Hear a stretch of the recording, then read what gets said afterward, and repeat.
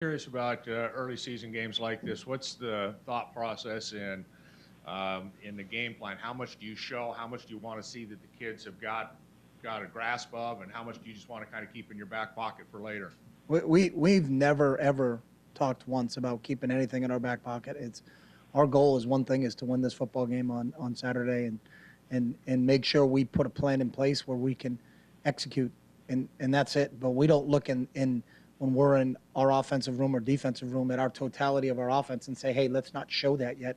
If that's going to help us win the game, then that's going to help us win the game. And that's always been our mentality. I think if you ever do that and you're setting yourself up for failure because at times you're going to say, geez, I wish we practiced that because at this point in time, if it was in the game plan, we could execute it. But we've never gone into a game saying, hey, let's hold this or let's run that. So, Molly?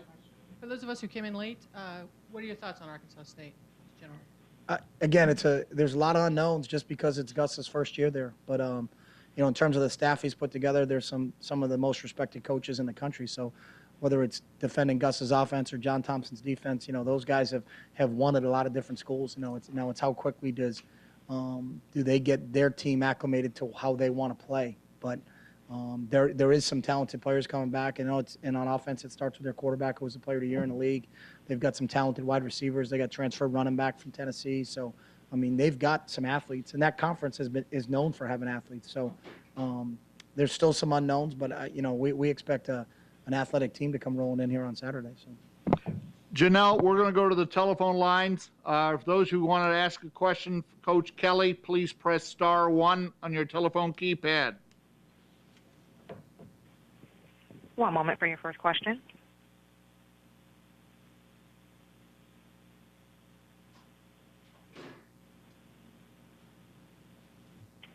There are no questions. Okay, we're coming back here then. Give it back to Jordan, please. I do apologize if this has been asked, but, when Malzahn was with Chiswick, he was asked to dial back the speed. How much faster do you think the new Malzahn will be than the one you saw at Auburn? The one we saw played pretty fast, and I don't know if they were dialed back then. So, when I've seen Gus's teams, they've been playing at the same tempo and pace, whether he was at Arkansas or Tulsa or here. That may have happened last year, but we didn't play him last year. I know when we played him and he had Cam Newton, they were going pretty fast because I was standing on the sideline watching it. So, please raise your hand if you have a question. Adam? You got 5 true freshmen listed on 2 deep going into this week. What about this class has impressed you most? Talking to some of the veterans, they said surprised at how so many of them just were able to step right in line and kind of catch up so quickly. Yeah, I don't look at it as a totality because it's just everybody's an individual. So whether you're a freshman, you're a senior, it's how you approach practice and what do you do. So, we don't look at it and say there's 5 freshmen. There's just 5 kids that just got here that deserve to play. Some kids come in and mature. Michael Clay did it. Other guys didn't. We talked to our freshmen about it before. Deion Jordan redshirted. Michael James redshirted. Kenyon Barner redshirted. Kiko Alonso redshirted. But Michael Clay played. Jake Fisher played. It just depends. And we approach everybody individually. We don't look at an entire class and say, hey, let's do this for the class. Let's not do that. It's just some of these guys had some opportunities at certain positions to show. And I think our style of practice allows everybody to kind of show us what they can do. And that's the one thing that we feel we've got an advantage in how we do things. Because a lot of times you go in programs and, well, I'm a young guy, I don't get a lot of reps. Well, I guarantee you there's not one kid in our team that's complaining they didn't get enough reps during preseason camp. And that gives us an opportunity to evaluate it. And those 5 guys that have cracked the 2 deep, so to speak, have earned that playing time. So I'm excited about to see how those guys can play on Saturday because it'll be their first time in front of a crowd. But I think all 5 of those guys can handle it. Rob? I could ask too, just because I wanted to ask about along those lines. If I could just follow up, you played 3 true freshmen, I think 2 years ago. You played 5 in the opener last year. Will that number grow again in this opener? I don't know. I really don't. I'm not being evasive. We'll see how it goes. I don't. If guys are ready to play, we're going to play them. The future for us is now. So I know some programs' ideas is, hey, let's redshirt an entire class because we think we're going to be pretty good. I think we're going to be pretty good this year, and if they can contribute and help us win, then they're going to play. And look at that 5, maybe a Byron Marshall, yeah, 3 running back. There could be a lot. Yeah. It could be 10, could be whatever. I don't know how it's going to express itself because sometimes we have a plan going into the game, and then all of a sudden there's unknowns.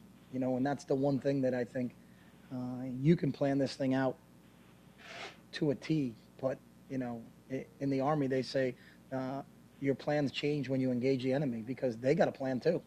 So if our plan is, hey, we're going to do this and we're going to run the ball this many times, and then all of a sudden we find ourselves down by 21, and we're going to throw it more than we thought we were going to. And now all of a sudden that guy doesn't get involved in the game. So we prepare like we've always prepared, and if that opportunity presents itself, then we'll get there. But we don't tell anybody going into the game that you're going to get X snaps or you're going to get Y snaps because I don't know how the game's going to play itself out. We've talked before about Marcus's demeanor and just trying to anticipate kind of how he'll handle the moment Saturday. I mean, what's the most rattled you've ever seen him get, whether it was on the field, off the field? I can't recall seeing him rattled. So, I mean, he's a laid back dude. So we'll see. Standing at the lunch line and right. I really honestly have never seen him. Steve? He's the same all the time, and I think it's a real admirable quality to have. There's a consistency with his approach every day. So, Steve? Saturday night will be a nationally televised game. How much of an interruption is that to the pace and tempo that you want to play at? I don't understand the question. Well, there's going to be commercial breaks and things like and, that. and is that going to interrupt your tempo But or? what I mean by that is that every game we've played since I've been here has been on television and it's had commercial breaks, so it's no different.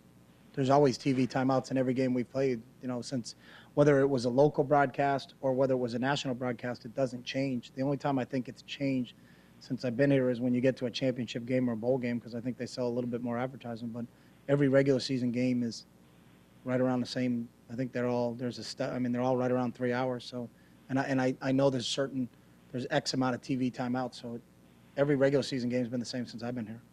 The TV format is the same all regular season, regardless of who is carrying the game. Oh, I'm sorry, Warren.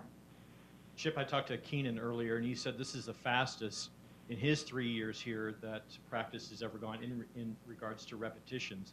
Was that a conscious effort that you wanted to ramp up the pace this year as opposed to last year, or is that just a product of wanting to see more reps with more players? I mean, I think it's everything. We're always every day trying to figure out how to practice better and how to be more efficient, and we're always trying to figure out new ways to do everything. New ways to run power, new ways to throw screens, new ways to tackle the ball carriers. So we're always, I think anybody that just stays the same. You've never, and we talked to our players about it, you've never arrived. We've never arrived as coaches. They've never arrived as players. And if we can find new things that we believe will give us an advantage, then we're going to use them. So, Eric? Sorry if this was mentioned before, too. We noticed Bryan coming out with the white uniform on past couple days. Have there been different roles you've envisioned using him in other than quarterback? Right now, no. How come he comes out in the white uniform? Is there a reason for that? There's a lot of guys walk out there with different color jerseys. When you don't see behind the curtain, there's a lot of things that go on out there. A lot of guys change different color jerseys when they get out there. So Well, that's why I asked, since we're behind. So the answer is yes, they change jerseys out there. And Bryan is not the only guy that changes jerseys in practice. I would say probably half of our team does. So. Okay, and then Nick Aliotti had said that preparing for a team with new coaches is one of the most difficult things to do. I know you touched on it a little bit. Is that one of the hardest parts for you from a coaching staff's perspective on the whole, preparing for a team with new coaches? Yes, just because there's unknowns. I mean, you can go into a game, but I don't look at it as difficult. I look at difficult as playing, an unbelievable opponent. When you look at the filming, you know exactly what they're going to do, and then you're like, well, we can't stop that.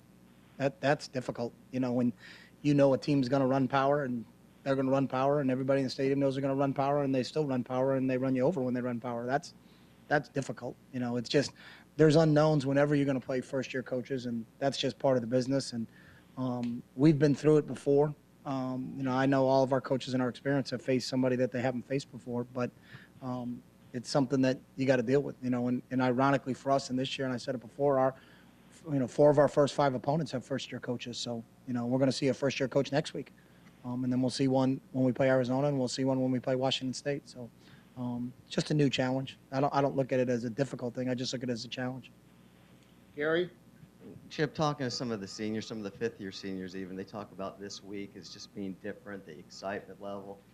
For you and your coaches, is it just sort of business as usual, or do you sort of feel like they do when you enter a first game? No, I think we all get excited because that's why you're you're involved in this thing. You get to, we have a vision for what this football program is like, and we prepare against that vision, and then we get to measure ourselves this Saturday.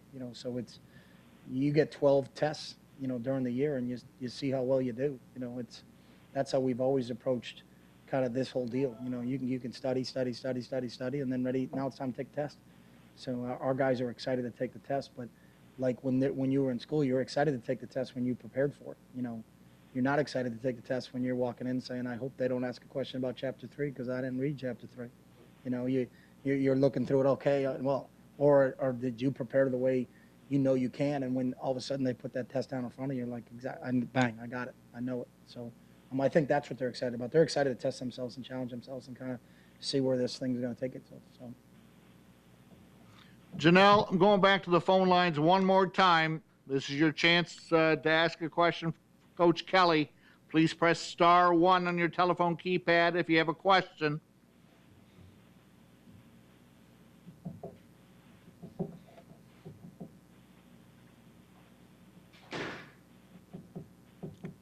Janelle, are you still with us? Yes, sir. There are no questions.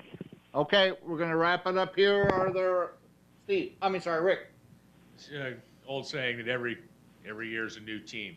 A lot of lost leadership off of last year's team. How do you see this team developing its personality, and what is different about this team than maybe last year's team? Yeah, every year you're reborn, in college football, especially because kids graduate, kids move on. So, but we didn't lose a whole heck of a lot in numbers. Last year was as young a team as I've been around. I think we only had 10 scholarship seniors on last year's team. So, but we lost some really good players, and now it's when I look at it as an opportunity for other guys to step up. So how we've practiced, how we've approached practice, how they approach the summer, how they approach spring ball. I've been really happy with how these guys have handled everything that's been thrown their way right now. So I'm excited to go see it, see what it looks like when we get out there on Saturday. So. AJ? Coach a lot of quarterbacks that are having their first start. You have to kind of calm them down and try to keep from throwing balls over everybody. What do you think you're going to have to do, or if anything, with Marcus? We'll see. It's Tuesday. How's his demeanor tomorrow in practice, and Thursday and Friday, and does that change and deviate from what you've seen in the past? And try to get a feel for where he is, especially what's game day like in your conversations and talking with him. So I've been in those situations where guys have been like that, and I've also some guys have let it affect them, and then other guys don't let it affect them. And I don't know with Marcus until we put him in that situation. So we'll keep monitoring him as we go through this week and get closer to game time. So. Any more questions?